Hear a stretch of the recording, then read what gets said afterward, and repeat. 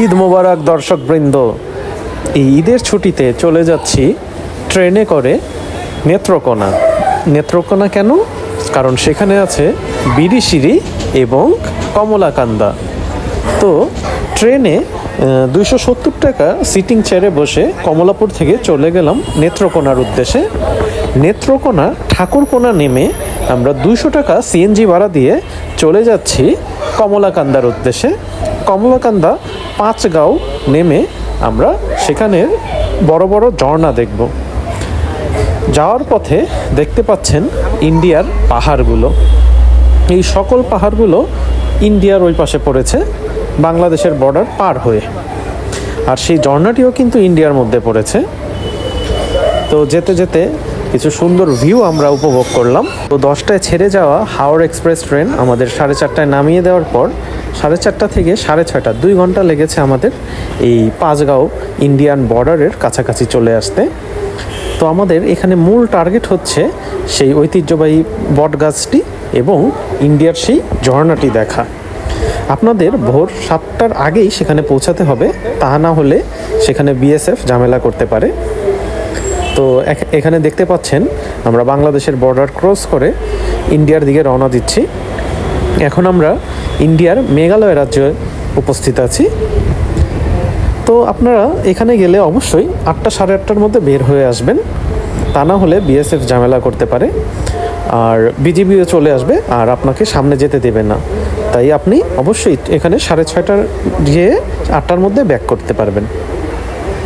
তো আমাদের টার্গেট ছিল এই ঝর্ণার উৎপত্তি স্থলটা দেখা। তো আমরা আগে বাড়তেছি এখানে বন্ধুর পথ অতিক্রম করে, উঁচু নিচু পিচ্ছিল রাস্তা। তো এখানে গেলে অবশ্যই সাবধানতা অবলম্বন করবেন, কারণ নৈসর্গিক সৌন্দর্য দেখতে দেখতে আমরা প্রকৃতির মাঝে হারিয়েই গিয়েছিলাম। দেখতে পাচ্ছেন ঝর্ণা থেকে পানি প্রবাহিত হচ্ছে, কিন্তু এর মূল উৎপত্তিস্থল আরও ভিতরে, আরও পথ যেতে হবে। তো অনেক টাইম লাগবে দেখে আমরা যতটুকু যাওয়া যায় ততটুকু যেতে চাচ্ছি দল বেঁধে। আর এই ঝর্ণা ট্রেকিংয়ের সময় অবশ্যই সাবধানে সবাই একসাথে চলাচল করবেন। এখানে জোকের ভয় রয়েছে, আবার বিভিন্ন কীটপতঙ্গ আক্রমণ করতে পারে এবং পথিমধ্যে আমরা মেছোবাঘের সন্ধানও পেয়েছি। কি অপরূপ সৌন্দর্য, চারপাশে পাহাড় এবং ঝর্ণা থেকে পানি প্রবাহিত হচ্ছে। এবং ভালো মানের জুতা ব্যবহার করবেন অবশ্যই, তা না হলে পা পিছলে পড়ে যাওয়ার সম্ভাবনা রয়েছে। এখানে দেখতে পাচ্ছেন কি সাবধানতা অবলম্বন করে আমরা নামতেছি ঝর্ণা থেকে।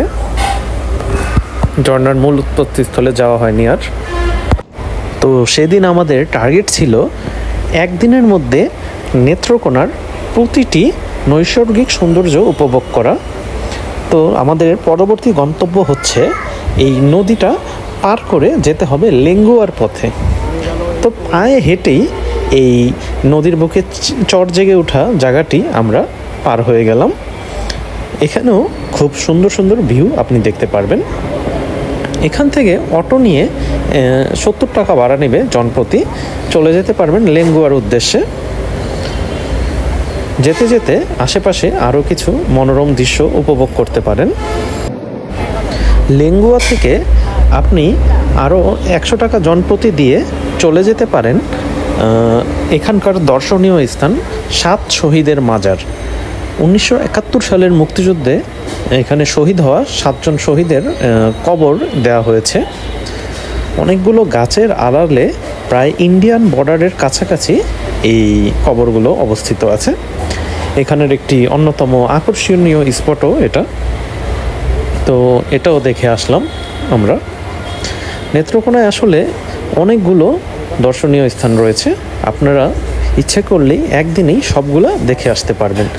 শুধু দরকার প্রপার প্ল্যানিং এবং আপনাদের সৎ উদ্দেশ্য। ওইখানে দেখতে পাচ্ছেন এই নদীটির পরেই হচ্ছে ইন্ডিয়ান বর্ডার। ওই পাশে বর্ডারের ওই পাশে ইন্ডিয়ান গাড়ি চলছে। আপনারা চাইলে নেত্রকোনা নেমে সারাদিনের জন্য রিজার্ভ সিএনজি বা অটো নিয়ে নিতে পারেন, তারাই আপনাদের প্রতিটি স্পট ঘুরে ঘুরে দেখাবে। আবার অনেকে মোটরসাইকেলও ভাড়া করে নেয় সারাদিনের জন্য। তো আমরা আলাদা আলাদাই নিয়েছিলাম, কারণ আমরা নিজেদের মন মতো এই স্পটগুলোতে থাকতে চেয়েছি।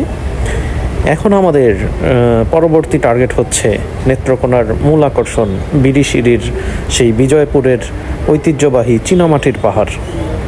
এখান থেকে 150 টাকা করে অটো ভাড়া দিয়ে চলে গেলাম আমরা চীনামাটির পাহাড় দেখতে। এই ঐতিহ্যবাহী পাহাড় দেখতে যাওয়ার সময় আশেপাশে প্রচুর দোকান দেখলাম যেখানে ভারতীয় পণ্য বিক্রি করতেছে খুবই চিপ রেটে। আপনার পরিবারের জন্য এখান থেকে বিভিন্ন আইটেম আপনারা ক্রয় করতে পারেন। তো এখানে দেখছেন সবুজ কালার পানি, যেমন ভিডিওটি দেখতে পাচ্ছেন ঠিক তেমনই খুবই অপরূপ সৃষ্টি আল্লাহ তাআলার, সুবহানাল্লাহ।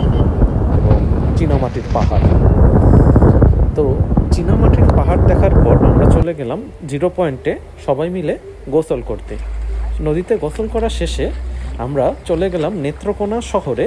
নেত্রকোনা শহরে বালিশ মিষ্টি খেয়ে আমরা 120 টাকায় চলে গেলাম ময়মনসিংহ, এবং ময়মনসিংহ থেকে সিটিং বাসে মাত্র 310 টাকায় চলে এলাম ঢাকায়।